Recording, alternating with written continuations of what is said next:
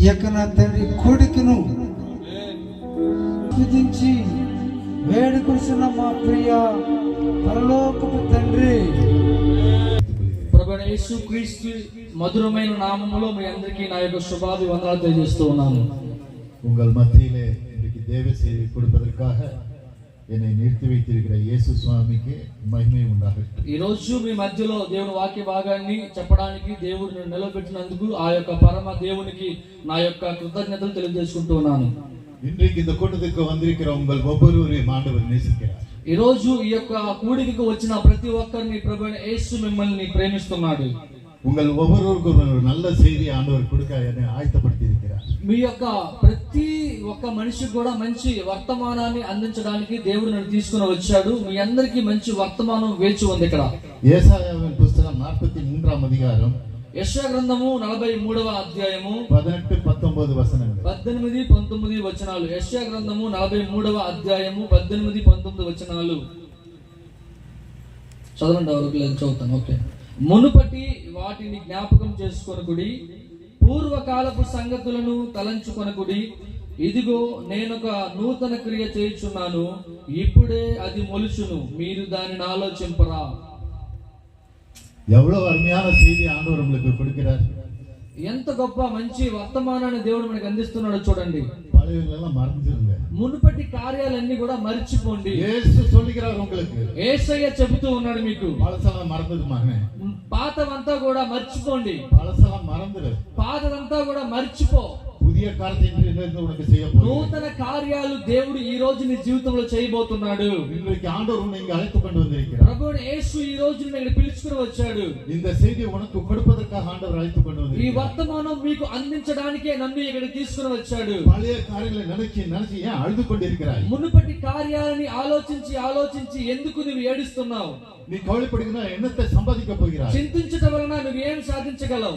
இயேசு உன்னை நேசிக்கிறார். యేసు నిన్ను ప్రేమిస్తున్నాడు. உனக்கு புதிய காரியத்தை செய்ய போகிறேன் என்று నీ சொல்கிறார். జీవితంలో నూతన క్రియ చేస్తానంటున్నాడు. இன்றிலிருந்து ఈ రోజు నుండి. ஆகையால் தான் இயேசு சொல்கிறார், కావున యేసయ్య చెప్తున్నాడు, பழையவளை நினைக்காத, మునుపటి వాటిని మర్చిపో, பழையவளை மறந்துடு, మునుపటి పాతది మర్చిపో, புதிய காரியத்தை நான் செய்ய போகிறேன். నూతన కార్యాన్ని నేను చేస్తాను. உன்னுடைய வாழ்க்கையில புதிய காரியத்தை ஆண்டவர் செய்ய నీ போகிறார். జీవితంలో నూతన కార్యాలు దేవుడు చేయబోతున్నాడు. இன்று முதல், ఈ రోజు నుండి, இன்று முதல், ఇప్పటి నుండి, இன்று முதல் ఈ రోజు నుండి புதிய காரியங்களை நீ காண போகிறாய். నూతన కార్యాలు చూడబోతున్నావు. எவ்வளவு அற்புதமான தேவன் தெரியுமா? ఎంత గొప్ప అద్భుతమైన దేవుడో తెలుసా? இயேசு ரொம்ப நல்லவர். యేసు చాలా మంచివారు. உங்கள் ஒவ்வொருவரையும் நேசிக்கிறார். మీ ప్రతి ఒక్కరిని ఒక్కొక్కరిని దేవుడు ప్రేమిస్తున్నాడు. உங்கள் வாழ்க்கையில் உள்ள எல்லா காரியங்களையும் மறந்து புதிய காரியங்களை உங்களுக்கு செய்ய మీ விரும்புகிறார். జీవితంలో గడిచిన ప్రతి పాత కార్యాన్ని మర్చిపోండి. ఇదిగో ఈ రోజు నుంచి నూతన కార్యాలు చేయబోతున్నాడు. ஆகையால் தான் இன்றைக்கு இந்த வசனத்தை உங்கள் மத்தியில பேச போகிறார். అందువల్లనే ఈ రోజు దేవుడు నీతో ఈ సాయంత్రకాల సమయంలో మాట్లాడుతున్నాడు. கவலைப்படாதீங்க, చింతపడకు, கவலைப்படாதீங்க, చింతపడద్దు, எதை குறித்தும் கவலைப்படாதீங்க. దేని గూర్చి చింతపడకు, தைரியமா இருங்க, ధైర్యముగా ఉండు, சந்தோஷமா இருங்க. సంతోషంగా ఉండు. ஏன்டா இந்த உலகத்துல வாழ்றேன்னு நினைக்காதீங்க. ఎందుకు ఈ లోకంలో నేను జీవిస్తున్నాను నువ్వు అనుకోవద్దు. ஆண்டவர் உங்களுக்கு வெற்றிகரமான வாழ்க்கையை கொடுக்க ప్రభు போகிறார். నీకు జయ జీవితాన్ని అనుగ్రహించబోతున్నాడు. இன்று முதல் ఈ రోజు నుండి புதிய காரியத்தை காண போகிறீர்கள். నూతన క్రియ చూడబోతున్నావు. ஐயோ, అయ్యో, எனக்காக கவலைப்படுகிறவர்கள் யாரும் இல்லை, నా కోసం చింతించేవారు ఎవరు లేరే, எனக்கு உதவி செய்கிறவர்கள் யாரும் இல்லை నాకు సహాయం చేసేవారు ఎవరు లేరే என்று நீ கவலைப்பட்டுக் అని கொண்டிருக்கிறாய். ఒకవేళ అనుకుంటున్నావేమో, உனக்குத்தான் ஆண்டவர் சொல்கிறார், నీ కోసమే దేవుడు మాట్లాడుతున్నాడు. பழையவளை நினைக்காதே, మునుపటి వాటిని ఆలోచించు. புதிய காரியத்தை உன் வாழ்க்கையில் செய்ய போகிறேன். నూతన కార్యాలు దేవుడు చేస్తాడు ఈ இன்று సంవత్సరం. முதல் உன் வாழ்க்கையில் புதிய காரியத்தை செய்ய ఈ போகிறேன். రోజు నుండే దేవుడు నూతన కార్యాలు చేయబోతున్నాడు. அது என்ன காரியம் என்று முந்தின வசனத்தை நாம் பார்க்கிறோம். అది ఏ కార్యం అంటే ముందు వాక్యంలో మనం இதோ చూస్తున్నాం. நான் புதிய காரியத்தை செய்கிறேன், ఇదిగో నూతన కార్యాలు ఇదిగో నేను చేస్తున్నాను, இப்பொழுதே அது தோன்றும், ఇప్పుడే అది మొలుచును, இప్పుడే ఇప్పుడే வாழ்க்கையில ஆரம்பிக்க போகிறார். ఇప్పుడే అది ప్రారంభించబోతుంది. கவலைப்படாத, చింతపడకు, தைரியமா இரு, ధైర్యంగా ఉండు, சந்தோஷமா இரு, సంతోషంగా ఉండు, மகிழ்ந்து களிகூரு. చాలా బాగా ఆర్భాటముతో இயேசு సంతోషించు. சொல்லுகிறார், యేసు చెబుతున్నాడు, எப்பொழுது ஆரம்பிக்க போகிறேன், ఇప్పుడే ప్రారంభించబోతున్నా, உன்னுடைய வாழ்க்கையில புதிய காரியத்தை செய்ய నీ போகிறேன் జీవితంలో నూతన కార్యాలు చేయబోతున్నా என்று ஆண்டவர் இப்பொழுது சொல்லுகிறார். சொல்லுகிறார். అని యేసయ్య నీతో చెప్తున్నాడు. அந்த புதிய காரியம் என்னென்று பார்ப்போமா? ఆ నూతన కార్యం ఏంటో చూద్దామా? நான் వనాంధ్రத்திலே வழியை உருவாக்குவேன். నేను నీకు అరణ్యములో త్రోవను కలుగజేయవాడును. அவாந்திர வெளியிலே ஆறுகளை உண்டாக்குவேன். ఎడారిలో నదులు పారజేసేవాడిని. எவ்வளவு அருமையான ஆசீர்வாதத்தை ஆண்டவர் இன்றைக்கு உனக்கு சொல்லுகிறார். ఎంత గొప్ప ఆశీర్వాదమైన వాగ్దానం ఇస్తున్నాడో తెలుసా? நீ ஆசீர்வதிக்கப்பட்ட மகன். నీవు ఆశీర్వదించబడిన కుమారుడవు. தேவனால் தெரிந்து கொள்ளப்பட்ட மகள். దేవుని ద్వారాగా ఏర్పరచుకున్నవాడివి. ஆகையால் ஆண்டவர் இந்த வசனத்தை உனக்கு சொல்லுகிறார். కాబట్టి దేవుని వాక్యం నీతో మాట్లాడుతుంది. வனாந்திரத்தில் உனக்கு மார்க்கத்தை உண்டு பண்ணுவேன். ఎడారిలో నీకు త్రోవ కలుగు చేస్తాను. வனாந்திரத்தில் ఎడారి అరణ్యములో. வனாந்திரம் எப்படி இருக்கும் தெரியுமா? అరణ్యం ఎలా ఉంటుందో తెలుసా?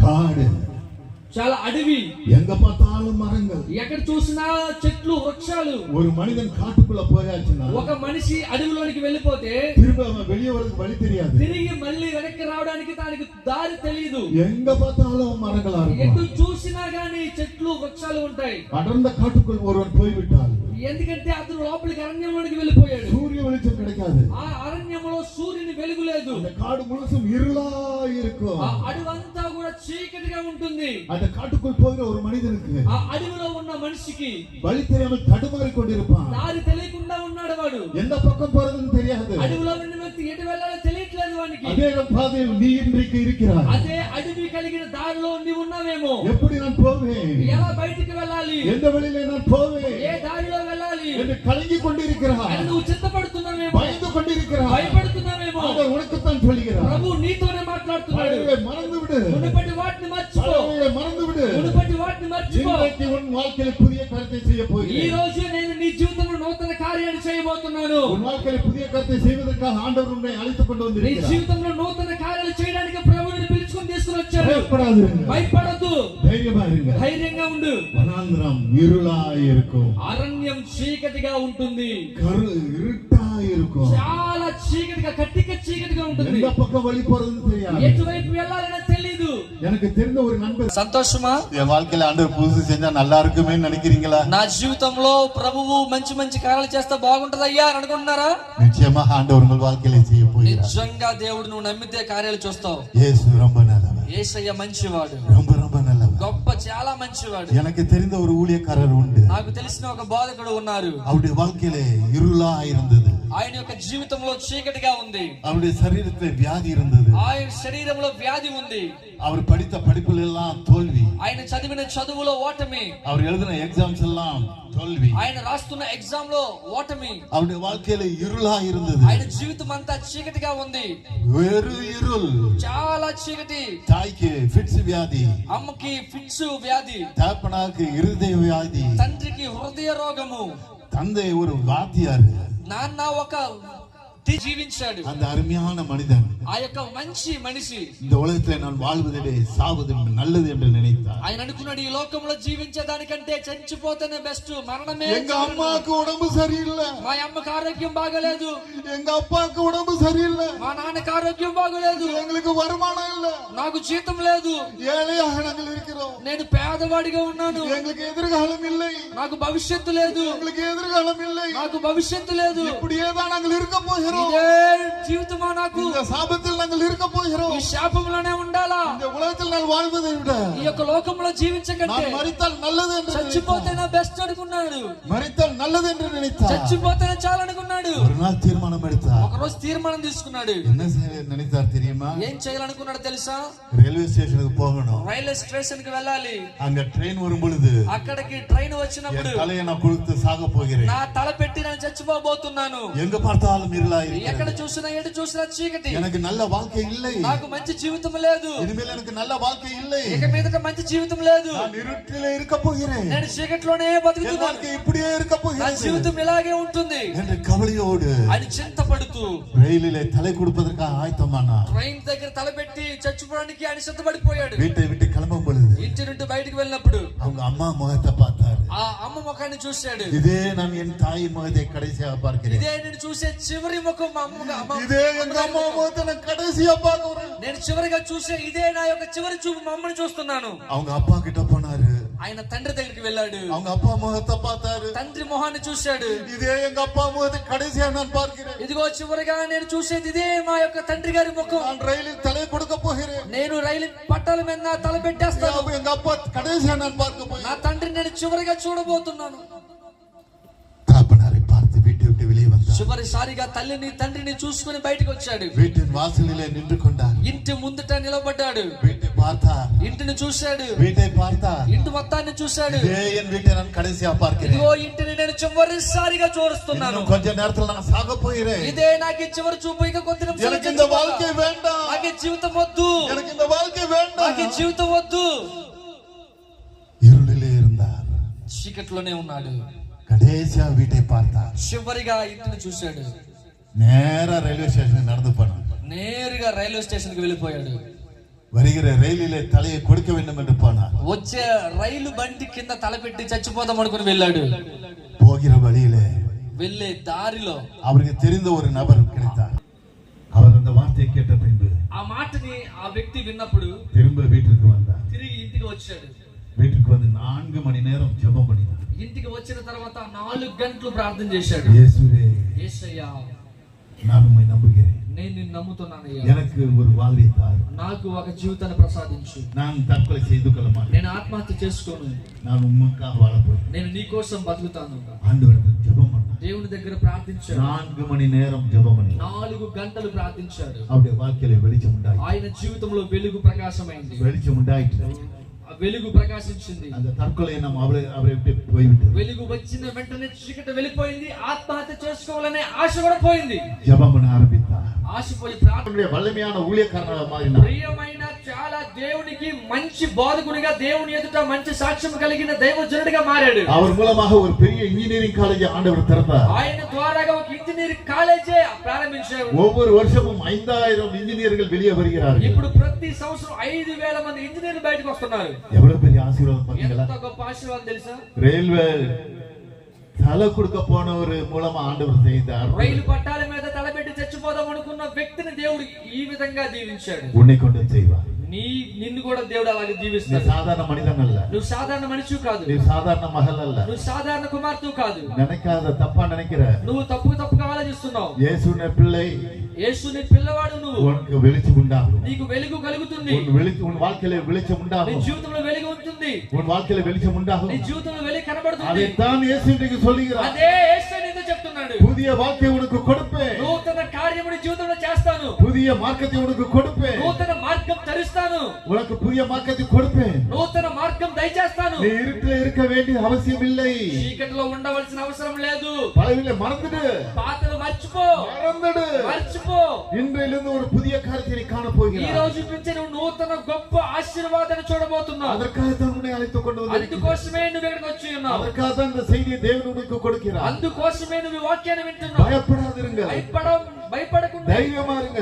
ధైర్యంగా ఉండండి. சந்தோஷமா இருங்க. సంతోషంగా ఉండండి. இயேசுவை நம்புங்க. యేసుని నమ్మండి. இயேசுவை நம்புங்க. యేసుని నమ్మండి. இயேசுவை ஜெபம் பண்ணுங்க. యేసు దగ్గర ప్రార్థించండి. இயேசு அசட்டை பண்ணாதீங்க. యేసుని తప్పుగా చూడొద్దు. இயேசு அசட்டை பண்ணாதீங்க. యేసుని తృణీకరించొద్దు. அவர் ஒரு மனுஷன் அல்ல. ఆయన మనిషి కాదు. அவர் தேவன். దేవుడు ఆయన. வானத்தையும் பூமி படைத்த சர்வ வல்லமை மிக்க தேவன். ఆకాశాన్ని భూమిని సృష్టించిన సృష్టికర్త ఆయన. அவரை நம்புகிறவன் ஒருவனும் வெட்கப்பட்டு போனதில்லை. ఆయన నమ్మిన ప్రజలు సిగ్గుపడరు. அவரை நம்பினவர்கள் அனைவரும் உயர்த்துகிற தேவன். ఆయన ఎవరైతే నమ్ముతారో వాళ్ళని దేవుడు లేవనెత్తుతాడు. அவர் நல்லவர். ఆయన మంచివాడు. அவர் வல்லவர். ఆయన శక్తిమంతుడు. அவர் பெரியவர். ఆయన గొప్పవాడు. அருமையான தேவனுடைய பிள்ளை. నా ప్రియమైన దేవుని జనమా, இன்றைக்கு உங்கள் மத்தியிலே தேவ செய்தி கொடுக்கிற நான் ఈ రోజు నీ మధ్యలో దేవుని మాటలు చెప్తున్నా. నేను ஒரு கிறிஸ்தவ குடும்பத்தில் பிறந்து வளர்ந்தவன். ఒక క్రైస్తవ కుటుంబములో నేను పెరిగి పెద్దవాడినయ్యాను. ஆனால் சாதாரண ஒரு கிறிஸ்தவனாக வாழ்ந்து கொண்டிருந்தேன். కానీ ఒక సాధారణ క్రైస్తవుడిగానే నేను జీవించాను. இயேசுசாமி மேல நம்பிக்கை இல்ல. యేసు ప్రభు మీద నమ్మకం లేదు. சர்ச்சுக்கு போறது இல்ல. చర్చికి వెళ్ళేది లేదు. ஜெபம் பண்றது இல்ல. ప్రార్థించేది లేదు. வேதம் வாசிக்கிறது இல்ல. వాక్యం చదివేది లేదు. யாராவது சத்தியவேதத்தை எடுத்துட்டு போனா அவங்களை கேலி பண்ணினவன். ఎవరైనా బైబిల్ తీసుకుని వెళ్ళిపోతే వాళ్ళని హేళన చేసిన మనిషిని నేను. இன்றைக்கு நான் உங்கள் மத்தியில் என்று நான் ఈ சொல்லுகிறேன். రోజు మీ మధ్య నిలబడి దేవుడు వాక్యాన్ని చెప్తున్నాడు. యేసు జీవిக்கிறார். యేసు జీవించుచున్నాడు. యేసు நல்லவர். యేసు మంచివాడు. యేసు వల్లவர். యేసు శక్తిమంతుడు. அவர் நேற்று இன்றும் என்றும் மாறாதவர். ఆయన నిన్న నేడు నిరంతరం మారని దేవుడు. 1971ஆம் ஆண்டு 1997వ సంవత్సరం ஜனவரி மாதம் 26ஆம் தேதி జనవరి 26వ తేదీ அதிகாலையில் நானும் என் சிநேகிதனும் என்னுடைய மோட்டார் சைக்கிள் பிரயாணம் செய்து கொண்டு ఉదయాన్నే నేను నా స్నేహితుడు మోటార్ సైకిల్ మీద బయటికి వెళ్ళాం. எங்களுக்கு எதிரே வந்த ஒரு அதி வேகமாக வந்த லாரி మాకు ఎదురుగా వస్తున్నటువంటి ఒక లారీ என்னுடைய மோட்டார் சைக்கிள் மீது மோதினது. మా యొక్క మోటార్ సైకిల్ గుద్దేసింది. நான் நடு ரோட்டிலே லாரிக்கு முன்பதாக கொஞ்சம் தூரத்தில் விழுந்தேன். ఆ గుద్దడంతో నేను ఆ రోడ్డు మధ్యలో పడిపోయాను. నేను என் சிநேகிதன் ஒரு பக்கத்தில் போய் నా விழுந்தான். స్నేహితుడు ఒక పక్కకు పడిపోయాడు. மோட்டார் சைக்கிள் ஒரு பக்கத்தில் போய் விழுந்தது. మోటార్ సైకిల్ ఒక పక్కకు పడిపోయింది. நானும் நடு ரோட்டில் விழுந்து கிடந்தேன். నేనైతే నడి రోడ్డు మీద పడిపోయి ఉన్నాను. அந்த லாரி என்னை நோக்கி வரும் சத்தத்தை ఆ கேட்டேன். యొక్క లారీ నన్ను వస్తుంది, నా వైపే వస్తుంది. నేను చూస్తున్నాను దాన్ని. ஒரே ஒரு சத்தம் போட்டேன். ఒకే ఒక శబ్దం, இயேசுவே యేసయ్యా అన్నాను. என்னை காப்பாற்று. నన్ను కాపాడు అన్నాను. இயேசுவே యేసయ్యా అన్నాను. என்னை காப்பாற்று. నన్ను కాపాడు అన్నాను. நான் உம்முடைய ஊழியக்காரனாவே నేను నీ దైవజనుడిని అవుతాను என்று கத்தினேன். అని నేను బిగ్గరగా అరిచాను. యేసయ్యను చూసి என் வாழ்க்கை முடிந்தது என்று నా நினைத்தேன். జీవితం అయిపోయింది అనుకున్నాను. சட்னியான நினைத்தேன். నేను ఇప్పుడు చట్నీలాగా అయిపోయాను என் అనుకున్నాను. கண்களை கெட்டியா மூடிக்கொண்டேன். నా కన్నులు గట్టిగా మూసుకున్నాను. அந்த லாரி பயங்கர சத்தத்தோடு ఆ లారీ చాలా బిగ్గరగా సౌండ్ చేసుకుంటూ என்னை தாண்டி சென்றது. నన్ను దాటిపోయి వెళ్ళిపోయింది. என் கண்களை திறந்து பார்த்த பொழுது నా కన్నులు తెరిచి చూసినప్పుడు எனக்கு ఆశ్చర్యமா నాకు இருந்தது. చాలా ఆశ్చర్యం కలిగింది. இயேசு நல்லவர். యేసు మంచివాడు. இன்னும் ஜீவிக்கிறார். ఇప్పుడు కూడా జీవిస్తున్నాడు. உன் அருகிலே இருக்கிறார். నీ మధ్యలో నీ దగ్గర உன் அருகிலே ఉన్నాడు. இருக்கிறார் மகனே. నీ దగ్గర ఉన్నాడు. నీ உன்னை పక్కనే ఉన్నాడు. ஆசீர்வதிப்பதற்காக வந்திருக்கிறார். నిన్ను దీవించడానికి వచ్చాడు ఆయన. உன் கூக்குரலுக்கு செவி கொடுப்பதற்காக வந்திருக்கிறார். నువ్వు మాట్లాడే ప్రతి మాట ప్రార్థనకి జవాబు కూడా சும்மா நீங்க వచ్చాడు. இங்க வரல. నువ్వు ఊరకనే రాలేదు. இயேசு உங்களை அழைத்துக் கொண்டு வந்திருக்கிறார். యేసుని పిలుచుకొని తీసుకొని వచ్చాడు. தேவன் உங்களோடு பேசிக் கொண்டிருக்கிறார். దేవుడు నీతో మాట్లాడుతున్నాడు. உங்களை ஆசீர்வதிப்பதற்காக, నిన్ను ఆశీర్వదించడానికి, உங்கள் வாழ்க்கையில வெளிச்சத்தை கொடுப்பதற்காக, నీ జీవితంలో వెలుగునివ్వడానికి, புதிய மார்க்கத்தை உங்களுக்கு கொடுப்பதற்காக, నూతన మార్గాన్ని ఇవ్వడానికి, ஆசீர்வாதமான காரியத்தை காண்பிப்பதற்காக ఆశీర్వాదమైన కార్యములు ఇవ్వడానికి கவலைப்படாதீர்கள். సింతపడకు, தைரியமாயிருங்கள். ధైర్యంగా ఉండు. என்னை காப்பாற்றின அந்த இயேசு இப்பொழுது இங்க இருக்கிறார். నన్ను కాపాడిన యేసు ఈ రోజు మన మధ్యలో ఉన్నాడు. 1971ஆம் ஆண்டு உங்களை எத்தனையோ பேர் பிறந்திருக்க மாட்டீங்க. 1971వ సంవత్సరంలో చూసుకుంటే ఇందులో చాలా మంది ఎవరు పుట్టి కూడా ఉండరు. இப்போ 26ஆம் தேதி வரப்போகுது. ఇప్పుడు 26వ తేదీ వస్తుంది. வந்துச்சுன்னா எத்தனை வருஷம் ஆகுது? చూడండి, 1971 నుంచి ఈ రోజు ఎన్ని సంవత్సరాలు అవుతుంది చెప్పండి? 54 வருஷம். 54 సంవత్సరాలు. 54 வருஷம் கழிச்சு నెల్లూరులో ஆண்டவர் கொண்டு வந்து நிறுத்தி இருக்கு. 54 సంవత్సరాల తర్వాత నెల్లూరుకి నన్ను దేవుడు తీసుకుని వచ్చి ఇక్కడ నిలబెట్టాడు దేవుడు వాక్యం చెప్పడానికి. 54 வருஷம் எனக்கு ஆண்டவர் ஆயுசு நாட்களை கூட்டி 54 సంవత్సరాలు నాకు దేవుడు ఆయుష్నిచ్చాడు. చెప్పలేదు దేవుడు నాకు మహిమ పలుకుతాను. அநேக ஊழியங்களில, அநேக பட்டணங்களில, கிராமங்களுக்கு சென்று சுவிசேஷிக்க ஆண்டவர் கிருபை. అనేక పట్టణాలకి, గ్రామాలకి, మారుమూల ప్రాంతాలకు వెళ్ళి దేవుని సువార్తను ప్రకటించడానికి దేవుడు నాకు ఈ 54 సంవత్సరాలు కూడా దేవుడు కృప చూపించాడు. என்னுடைய வாழ்க்கையில பெரிய வெளிச்சம் உண்டாயி. నా జీవితంలో గొప్ప వెలుగు ప్రకాశించింది. அன்றைக்கு ஆண்டவருடைய பழையதெல்லாம் தூக்கி எறிஞ்சாரு. ఆ రోజు నా జీవితంలో పాతవన్నీ కూడా ఇసిరేశారు. புதிய பாதையை கொடுத்தார். నూతన మార్గాన్ని తెరిచారు. புதிய பாதை எனக்கு கொடுத்தார். నూతన మార్గాన్ని తెరిచారు. அந்த புதிய பாதையில் நடந்து கொண்டு ఆ வருகிறேன். నూతన మార్గంలో నడిపిస్తున్నాడు. தைரியமா இருங்க. ధైర్యంగా ఉండండి. சந்தோஷமா இருங்க. సంతోషంగా ఉండండి. உங்களுடைய வாழ்க்கையில உயர்வுகளை பார்ப்பீர்கள். నీ జీవితంలో మంచి మంచి ఆశీర్వాదాలు చూడబోతున్నావు. சந்தோஷமான நாட்களை பார்க்க போகிறீர்கள். సంతోషము గల రోజులను చూడబోతున్నావు. ஆண்டவர் ప్రభువు நாம இந்த இருள்ல இருக்கிறதுக்கு காரணங்களை ஆண்டவரே சொல்றாரு. మనము ఈ చీకటిలో ఉండడానికి గల కారణాలు ప్రభువే చెబుతున్నాడు. 22ஆம் வசனம். அதே ஏசாயா புத்தகம் 43ஆம் அதிகாரம் 22ஆம் வசனம். అదే యెషయా గ్రంథము 43వ అధ్యాయము 22వ వచనం. என்ன சொல்ல எழுதப்பட்டிருக்கிறது பாருங்க. ఏం చెప్పిందంటే 22 యాకోబు నీవు నాకు మొర్ర పెట్టుట లేదు, ఇశ్రాయేలు నన్ను గూర్చి నీవు విసిగితివి కదా. ஆண்டவர் என்ன அழகா சொல்றாரு தெரியுமா? ప్రభువు ఎంత మంచిగా చెప్తున్నాడో తెలుసా? நம்ம ஏன் இருள்ல இருக்கிறோம் தெரியுமா? మనం ఎందుకు చీకట్లో ఉన్నామో తెలుసా? ஆண்டவர் நோக்கி நம்ம கூப்பிடுறது இல்ல. మనము దేవుణ్ణి చూసి ఆయన్ని పిలవడం లేదు. அதுதான் ஆண்டவர் இப்ப சொல்றாரு. అందుకే దేవుడు ఇప్పుడు చెప్తున్నాడు, உங்களை நான் வெளிச்சத்துல கொண்டு வரணும். నేను నిన్ను మిమ్మల్ని అందరినీ కూడా ప్రకాశంలోనికి వెలుగులోనికి తీసుకొని రావాలని. இருளில் உள்ள உங்களை வெளிச்சத்துக்கு நான் கொண்டாடணும். చీకటిలో ఉన్న మిమ్మల్ని మీరు చీకటిలో ఉండకూడదు, మీరు ప్రకాశంగా వెలుగులోనికి రావాలి. புதிய பாதையில ஆசீர்வாதமான பாதைக்கு உங்களை கொண்டு வரணும். నూతన మార్గంలోనికి, నూతన ఆశీర్వాదమైన దారిలోనికి మిమ్మల్ని తీసుకొని రావాలి. சந்தோஷமான நாட்களை நீங்கள் காண வேண்டும். సంతోష దినాలు మీరు చూడాలి. இப்ப ஏன் நம்ம இருள்ல இருக்கிறோம்னு ஆண்டவர் சொல்றாரு. ఇప్పుడు ఎందుకు మనం ఇంకనూ చీకట్లోనే ఉన్నామని ప్రభువు చెప్తున్నాడు. என்னை நோக்கி நீங்கள் கூப்பிடவில்லை. నన్ను చూసి నువ్వు ప్రార్థించడం లేదు. நம்முடைய ஜெப வாழ்க்கை எப்படி இருக்குது? మన యొక్క ప్రార్థన జీవితం ఎలా ఉంది? ஆண்டவர் மன வருத்தத்தோடு கேட்கிறார். ప్రభువు చాలా దుఃఖముతో అడుగుతున్నాడు, என் மகனே, என் மகளே, నా యొక్క కుమారుడా, నా యొక్క కుమార్తె, உனக்காக என் ஜீவனை நான் கொடுத்திருக்கிறேன். నీ కోసం నా ప్రాణాన్ని అర్పించాను. శరీరం முழுவதும் காயங்களை ஏற்றுக்கொண்டேன். నా శరీరం మొత్తం నీ కోసం గాయాలు నేను ఆస్వాదించాను. தலையில முள்கிரீடத்தை வைத்து அடித்தார்கள். తల మీద ముళ్ళ కిరీటాన్ని పెట్టుకున్నాను. சவுக்குகள் அடித்தார்கள். కొరడాలతో నన్ను కొట్టారు. ஒவ்வொரு சவுக்கும் 9 முள்ளுகள் இருந்தது. ఒక్కొక్క కొరడాకి, ఒక్కొక్క దానికి 9 దగ్గర ముళ్ళులు ఉన్నాయి. శరీరం முழுவதும் காயங்கள். శరీరం మొత్తము గాయాలు. ஈட்டியால் குத்தினார்கள். కత్తితో గుచ్చి ఉన్నారు. சிலுவை மரத்தில் வைத்து ஆணிகளால் அடித்தார்கள். శిలువ మ్రాను మీద అక్కడ నిలవబెట్టి మేకులతో కొట్టారు. ఉచ్చెందల முதல் உள்ளங்கால் வரைக்கும் காயங்கள். తల మొదలుకొని అరి పాదం వరకు కూడా గాయములు. తన రక్తத்தை எல்லாம் சிந்தினார். తన యొక్క రక్తం మొత్తాన్ని మన కోసం చిందించారు. நமக்காக, మన కోసం, நம்முடைய ரட்சிப்புக்காக, మన రక్షణ కోసం. அவரை நோக்கி ஜெபிக்கிறீர்களா?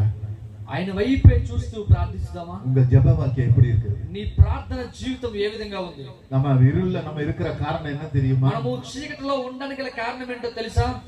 இயேசுவிடத்தில் ஜெபம் பண்ணுவதில்லை. యేసయ్య దగ్గర ప్రార్థన లేదు. ஜெப வாழ்க்கை குறைவு. యేసయ్య దగ్గర ప్రార్థించడం లేదు. வீணான பேச்சுகளை பேசுகிறோம். అనవసరంగా మాట్లాడతాం.